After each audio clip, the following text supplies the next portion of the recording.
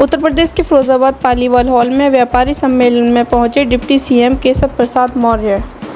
सम्मेलन के दौरान सिरसागंज के व्यापारी अमित गुप्ता ने आरोप लगाया है कि कुछ दिन पूर्व दुकान में घुसकर 40-50 लोगों द्वारा तोड़फोड़ की है और लाठी डंडों से मारपीट कर दी। लूट फायरिंग करने वालों के खिलाफ पुलिस ने कोई कार्रवाई नहीं करी है। फिरोजाबाद पुलिस और व्यापारियों के बीच डिप्टी सीएम के सामने जमकर नोकझोंक हो गई। 90% टूटा पड़ा है, बच्चे के फ्रैक्चर हुआ है, मेरा दांत में उखड़ा हुआ है और मेरी रिपोर्ट कहीं लिखी नहीं जा रही है। सभी जगह गुहार लगा रहा हूँ। क्या मामला क्या किन लोगों ने? मैं अपनी दुकान पर बैठा हुआ था, 50-60 लोग आए मेरी दुकान पर। हम बाप बेटे को दोनों को दबा लिया, लाठी डंडों सरियों से और क्या कहते हैं तमाम फायरिंग हो रही थी। जैसे तैसे हम जान बचाकर भागे।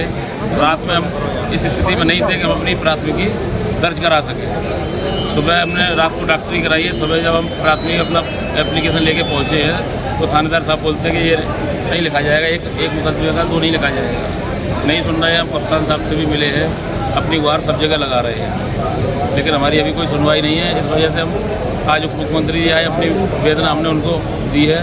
उन्होंने पूरा आश्वासन दिया है और आप लोगों के माध्यम से मुझे उम्मीद है कि अब मेरे को न्याय मिलेगा। कौन लोग थे और कितने लोग थे और कहाँ के रहने वाले थे? एक मुख्य वक्ता राजीव कुमार यादव, उसका भाई था संजीव यादव, गुड्डू तमाम लोग हैं। वो सारा कुछ पेपर में निकल चुका है। आपके परिवार में कितने लोगों को चोटें आई हैं? हम और हमारे पुत्र 2 ही लोग थे वहाँ पर और कोई नहीं था और गंभीर चोटें आई है। मतलब जान बचा के जैसे तैसे निकल पाए हम। कहाँ के रहने वाले हैं? हम लोग सिरसागंज के रहने वाले हैं। यहाँ कहाँ पर रहते हैं? सिरसागंज ही रहते हैं। यहाँ तो ये जिला अस्पताल में एडमिट हैं। आज 4-5 दिन हो गए हमको एडमिट हैं, अभी डिस्चार्ज नहीं हुआ। अभी देख रहे हैं आप पैरों की क्या हालत हुई पड़ी है हमारी। और माननीय नरेंद्र मोदी जी को सांसद देश का प्रधानमंत्री बनाने के लिए कर्नाटक वालों ने भाजपा के 27 सांसद 28 से जिता करके भेजने का काम किया।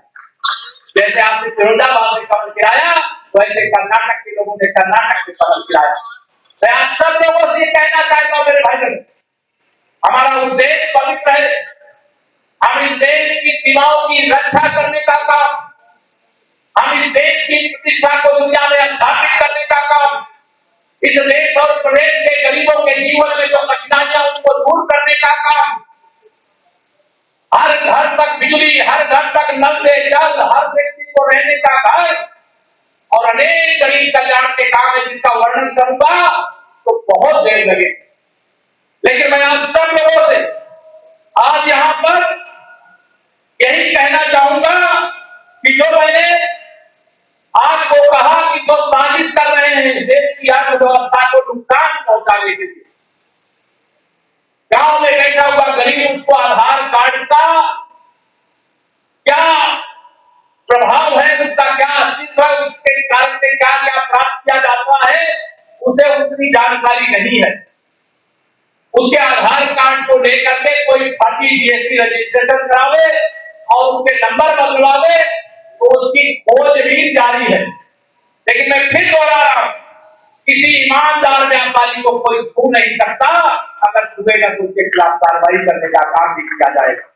लेकिन जांच होनी चाहिए कि नहीं होनी चाहिए, पता करना चाहिए नहीं करना चाहिए। कई हजार करोड़ रुपया की गड़बड़ियां की गई है और बड़े बड़े देशद्रोही लोग उसके अंदर शामिल हैं और यह नजर रखा जाएगा। और विशेष तौर से मैं फिरोजाबाद के लिए भी कहूंगा, मैं आज ही लखनऊ जाने के बाद बात करूंगा कि जांच करना है लेकिन किसी को परेशान नहीं करना है, इसकी व्यवस्था कराएंगे। बिजली नहीं पहुंची थी क्या? कभी उन गरीबों के घर में बिजली पहुंच पाती क्या? उनके घरों में कभी शौचालय बन पाता क्या? कोरोना का संकट आया, यहाँ बड़े बुजुर्ग भी मेरे बैठे मंच पर भी सामने भी, उस संकट के समय कोरोना का की जांच का क्या कोई पैसा लिया गया था किसी से? क्या कोरोना का टीका लगा तो टीका लगाने का पैसा लिया गया था? मेरे भाइयों, देश के प्रधानमंत्री माननीय नरेंद्र मोदी जी ने देश को कोरोना से बचाने के लिए देश के खजाने का फूट खोलने का काम किया। गरीब कल्याण के लिए कोई कमी नहीं छोड़ी। 3 साल से अधिक समय से प्रधानमंत्री गरीब कल्याण अन्न योजना के माध्यम से बताइए गरीबों को निःशुल्क राशन मिल रहा है कि नहीं मिल रहा है? बताओ, मिल रहा है कि नहीं मिल रहा है? अगर लाखों की संख्या में प्रधानमंत्री आवास बनेंगे तो मेरे व्यापारी भाई बताओ, व्यापारी की कोई जाति नहीं होती, आजकल तो हर व्यक्ति व्यापार करता है। अगर मकान बनेगा तो ईंट बिकेगी कि नहीं, सीमेंट बिकेगा कि नहीं, सज्जा बिकेगी कि नहीं, बिकेगी कि नहीं बिकेगी? ये भी एक व्यापार का पार्ट है। इसके कारण देश की अर्थव्यवस्था मजबूत हो गई है। तो ब्रिटेन मतलब लंदन हमारे देश पर स्थितियां बना करके शासन करता था, आज उसकी अर्थव्यवस्था हमसे पीछे हो गई है, हम लंदन से भी आगे हो गए हैं। ये भारत की प्रतिष्ठा है। आपको याद दिला रहा हूं, जब माननीय नरेंद्र मोदी जी गुजरात के मुख्यमंत्री थे तो मुख्यमंत्री के नाते को अमेरिका जाना था और अमेरिका जाने के लिए उन्होंने अमेरिका का वीजा मांगा। किसी तरह नहीं छूट गया। उस समय वीजा मिला था। आज उसी अमेरिका का राष्ट्रपति वो कहता है हमारे प्रधानमंत्री जी से कि मोदी जी आपको इतने लोकप्रिय हो कि मुझे आपका आशीर्वाद। ये क्या मोदी जी का केवल सम्मान है, फिरोजाबाद वालों को नहीं है। अभी एक कांग्रेस के पूर्व राष्ट्रीय अध्यक्ष आजकल अमेरिका में घूम रहे हैं ना? किसी को मालूम है नहीं मालूम? कौन घूम रहा है? अब वहां जाकर के उनको देखिए, जब भी देश का कोई नागरिक हमारे लोकतंत्र और हमारे संविधान ने देश की जनता के सामने अपनी कोई भी बात दल के आधार पर, संगठन के आधार पर, व्यक्ति के आधार पर कहने की छूट दे रखी है। लेकिन जब कोई देश के बाहर कदम रखता है वो पहले भारतवासी होता है, भारत के गान गाता है जब दुनिया के किसी देश में जाता है। लेकिन ये श्रीमती सोनिया गांधी जी का बेटा लंदन जाए चाहे अमेरिका जाए, वह जा करके केवल भारत की आलोचना करता है, भारतीय जनता पार्टी की आलोचना करता है और भारत के प्रधानमंत्री जी की आलोचना करता है। मुझे लगा करता है शायद इनका स्वास्थ्य अब ठीक नहीं है, सत्ता के बिना बेचैन हो गए हैं, बिलख रहे हैं। अरे तो कहना आओ जनता के बीच में कहो।